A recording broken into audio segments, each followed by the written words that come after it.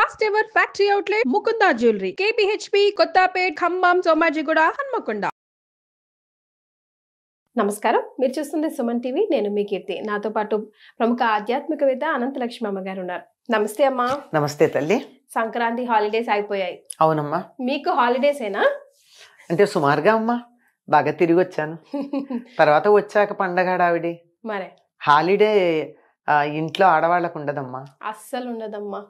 ఎవరు అర్థం చేసుకుంటారో ఏనాటికి అర్థం చేసుకుంటారు. అమ్మా, నాకు ఈ రోజు ఒక డౌట్ వచ్చింది.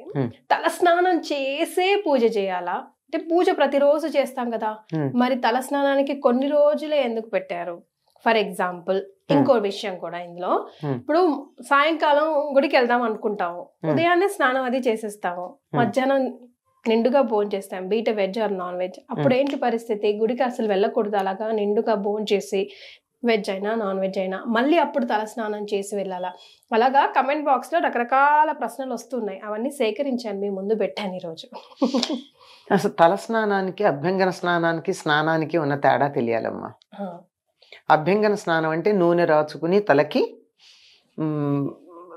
కుంకుడుకాయో షీకాయో ఈ రోజుల్లో ఏదో షాంపూనో పెట్టుకు రుద్దుకుంటారు. ఇప్పుడు అంతగా నూనె పట్టించుకుని ఓపిక లేకపోతే కనీసం పెద్దవాళ్ళు ఉంటే అమ్మ కడుపు చల్లగా అత్త కడుపు చల్లగా అని చెప్పి ఒక చుక్క నూనె పెట్టించుకుంటారు, లేకపోతే ఎవరికి వాళ్ళైనా ఒక మాడు పట్టిన ఒక నూనె చుక్క పెట్టుకుని తర్వాత స్నానం చేస్తారు. లేకపోతే చేయకూడదమ్మా. అది చేస్తే ఒట్టినే తల మీద పోసుకుంటే అశుభానికి చేస్తాం ఆ పని. మనం ఏ దుర్వార్త విన్నాం అనుకో, ఉన్నవాళ్ళం ఉన్నట్టుగా సచేల స్నానం కట్టుబట్టలతో సహా స్నానం చేసేస్తాం.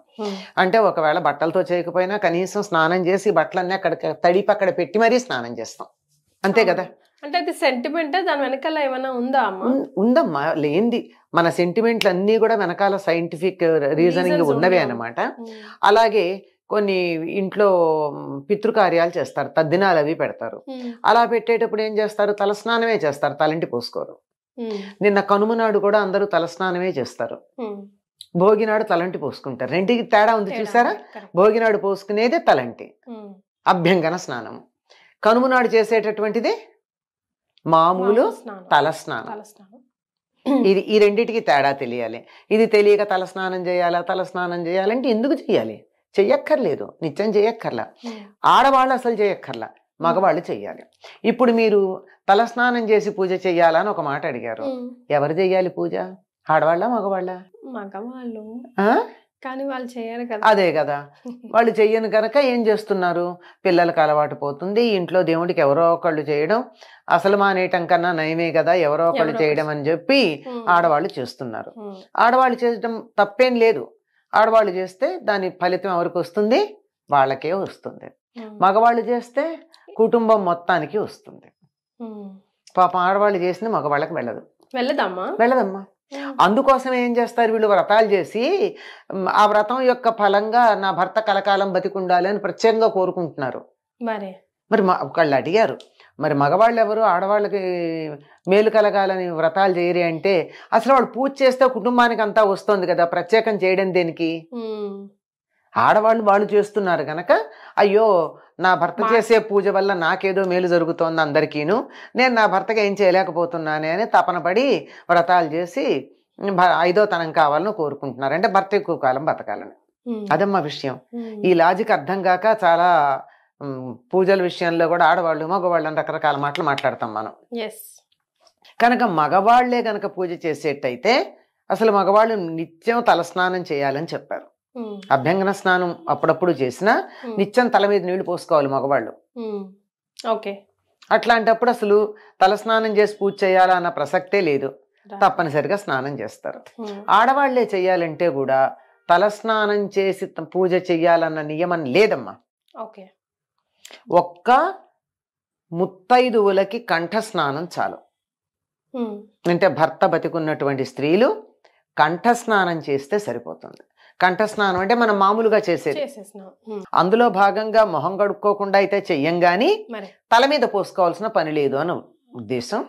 దానికి ప్రత్యేకంగా వాళ్ళు చేసేది మాత్రం అభ్యంగన స్నానం చేయాలి. తలకు నూనె రాచుకుని అప్పుడు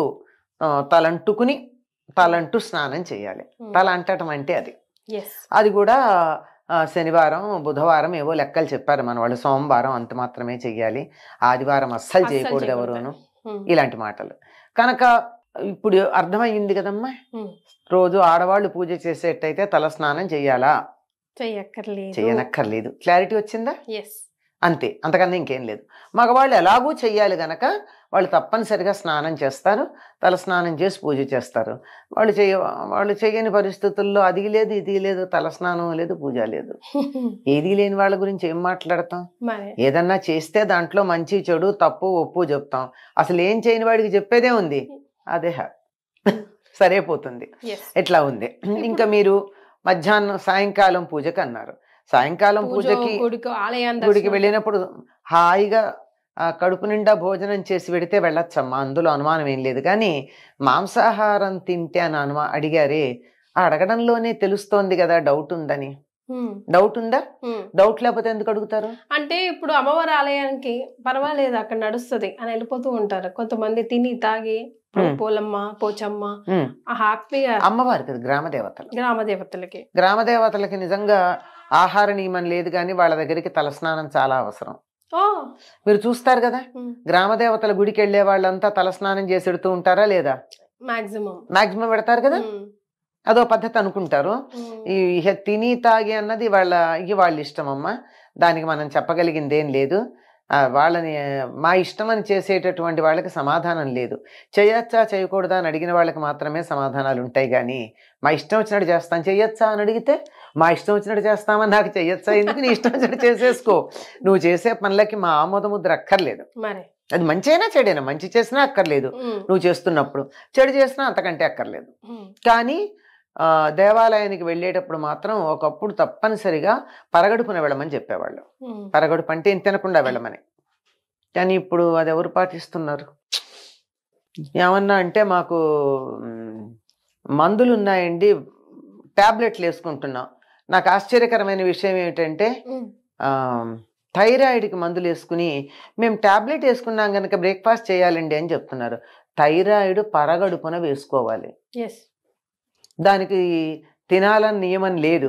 కానీ వీళ్ళు తినడానికి థైరాయిడ్ టాబ్లెట్ వేసుకోవడం అనేది వంకగా చెప్తూ ఉంటే అసలు ఇంత దొంగతనం ఎందుకు? ఆత్మవంచన దేనికి? నాకు టిఫిన్ తినాలనుంది తిన్నాను అని చెప్పు, అంతేగాని మందులు వేసుకుంటున్నాను కనుక తినాలని ఏం లేదు. బీపీ టాబ్లెట్లకు కూడా అక్కర్లేదు, కొంచెం తినాలి కదమ్మా. అక్కర్లేదమ్మా, కాఫీనో టీనో చాలు అంతే. మరీ ఎక్కువ వేసుకుంటే తప్ప ఒకటో రెండో వేసుకునే వాళ్ళకి ఏం పర్వాలా. బేసిక్ రూల్ మనకు చెప్పిన రూల్ అయితే పడిగడుపునే వెళ్ళాలి గుడికి పరగడుపున పెడతాం. లేదు సాయంకాలం వెళ్ళామనుకో, మధ్యాహ్నం భోజనం అయిపోయింది కదా, 5-6 గంటలు అయింది కదా భోజనం అయ్యాక, ఏం పర్వాలేదు. వీలైతే మామూలు స్నానం చెయ్యండి, అది మంచిది, బట్టలు మార్చుకుని పెడితే చాలు. అంతకన్నా పెద్ద నియమేమీ అక్కర్లేదు. అంతే. ఇక్కడ ఉంటుంది. అసలు మనం ఏమనుకుంటున్నాం, ఇప్పుడు నేను అడిగేటప్పుడు మీరు అన్నట్టు కొంచెం అమ్మ నాన్ వెజ్ తిని గుడికి, అక్కడే అర్థమైపోయింది కదా. అడగడంలోనే తెలుస్తోంది కదా.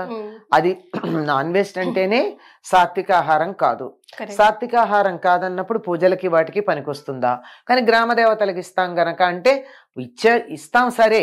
ఇప్పుడు నేను ఇంట్లో మామూలుగా కూడా పండు దేవుడికి నైవేద్యం పెడతా కదా అని చెప్పి స్నానం చేయకుండా పాచిబట్టలతో దేవుడికి పండు నైవేద్యం పెడతానా? పండే, కానీ స్నానం చేయకుండా పెట్టను కదా. మరి అట్లాంటప్పుడు అక్కడ నాన్ వెజిటేరియన్ తిని వెళ్ళడం అనేది అమ్మవారికి పెడతాం కదా మేము తింటాము అన్న దానికి ఎలా అన్వయం ఆలోచించండి. తాము చేసే పనిని సమర్థించుకోవడం కోసం రకరకాల లాజిక్స్ వస్తాయమ్మా. ఆ లాజిక్ పక్కన పెట్టి నేను చేసే పని నేను సమర్థించుకోవటం లేదు, తప్ప ఒప్ప అని ఎవరికి వాళ్ళు మనసు ప్రశాంతంగా ఆలోచిస్తే వాళ్ళకే తెలుస్తుంది. ఎందుకు దొరకదు? ఇప్పుడు అడిగేటప్పుడే, ఇప్పుడు మామూలుగా నేను పప్పన్నం తిని గుడికి వెళ్ళొచ్చా అని ఎవరు ఎందుకు అడగరు? నాన్ వెజిటేరియన్ తిని వెళ్ళొచ్చా అని ఎందుకు అడుగుతున్నారు? అంటే అక్కడ ఏదో తప్పు అని తెలుస్తోంది. అందువల్ల నేను తప్పు చేస్తాను, నువ్వు ఆమోదించు, దీనివల్ల వచ్చే పాపం ఏదన్నా ఉంటే నీకు వస్తుంది, నేను హాయిగా పుణ్యం తీసుకుంటానని చెప్పేటటువంటి పద్ధతి. చాలా విషయాలు వీలైతే తినకుండా ఉండడం చాలా మంచిదమ్మా. అనుకోకుండా తినడం జరిగిపోయింది, అనుకోకుండా గుడికి వెళ్ళే అవకాశం దొరికింది, అలా ఉంటాయి కదా పరిస్థితులు. మరీ ప్రతిదాన్ని అలా స్ట్రిక్ట్ గా పట్టుకుని రూల్స్ యంత్రాలం కాదు కదా. అట్లాంటి సందర్భంలో స్నానం చేసి వెళ్ళాలి. వీలైతే తల స్నానం చేసి వెడితే మంచిది. తలస్నానం ఎందుకని చెప్పాలి అక్కడ? అభ్యంగన స్నానం అనలా నేను, తలస్నానం అన్నాను. మీరు గమనించాలి. అంటే చేసింది తప్పు పని కనుక క్షమాపణ కోసం చేసుకునే స్నానం అది. ఓకే, అట్లీస్ట్ మనకే హ్యాపీగా అనిపిస్తుంది. అట్లీస్ట్ బాత్ చేసి వెళ్ళాలి అన్నట్టు. కానీ కొత్త చీర కావాలమ్మా? ప్రతిసారి అక్కర్లేదమ్మా. మనం మామూలుగా ఉతికి ఆరేసుకున్న చీరతో మనం పూజ చేసుకోవడము అన్ని చేస్తాం. పట్టు చీర కట్టుకున్నాం, పట్టు చీరతో గుడికి వెళ్ళాం, అనిపిస్తుంది కదా ఇంట్లో ఉన్న పాత చీర కాకుండా పట్టు చీర కట్టుకోవాలని. ఆ పట్టు చీర గుడికి వెళ్ళినా పూజ చేయాలన్నా దాంతో భోజనం చేయకుండా ఉన్నంత కాలం అది పనికొస్తుంది. ఒక్కసారి మీరు భోజనం చేశారంటే అది మళ్ళీ మనకి పూజకి పనికిరాదు. దీని వెనకాల లాజిక్ ఏముందమ్మా తెలీదు, కానీ భోజనం చేసామంటే ఒకటి ఆహారం తినడం అయిపోయింది కదా, అంచేత ఒక పూట ఇంగిలి పడ్డట్టు అయిపోతుంది అంతే, అంతకన్నా ఇంకేం కాదు. నాట్ రియలీ ఫ్రెష్ కాబట్టి మనం సాధారణంగా నాకు తెలిసి ఎవ్వరూ కూడా పట్టు చీరలు అవి కట్టుకుని కాలకృత్యాలకు వెళ్ళరు, మార్చుకుని ఎడతారు. అందువల్ల వాటికి దోషం లేదు. వాటితో గాని కాలకృత్యాలకు పెడితే ఉతకందే పనికిరాదు. అది కొత్త వాటి విషయంలో. పాతవైతే నేను నిన్న కట్టుకున్నాలే చాకలు తెచ్చింది మళ్ళీ ఇవాళ కట్టుకుంటానంటే కుదరదు. సో ఇలాంటి రూల్స్ కొన్ని పాటించి సింపుల్ అమ్మా. వాటి వెనకాల హైజీన్, అంతే, హైజీన్ తో పాటుగా క్యారీ అవుట్ అయ్యే నెగిటివిటీ, ఈ రెండింటిని దూరం పెట్టడం అంతే, అంతకన్నా వేరే. థ్యాంక్ యూ సో మచ్ అమ్మా.